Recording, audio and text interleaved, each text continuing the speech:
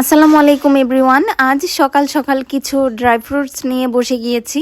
এগুলো রাতেই আনা হয়েছিল, আমি ওভাবেই রেখেছি, আনপ্যাক করিনি। এখন ভাবলাম যে একটু ভিডিও করে নেই, সাথে গোছানো হয়ে যাবে।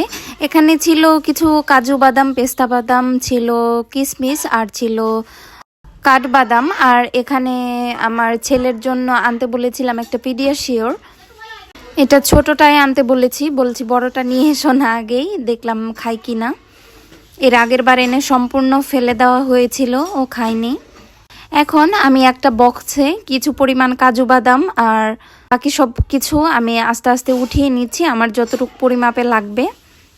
সব কিছু একসাথে আমি মিক্স করে একটা বক্সেই রেখে দিচ্ছি। আর বাদামগুলো বেশ ভালোই ছিল।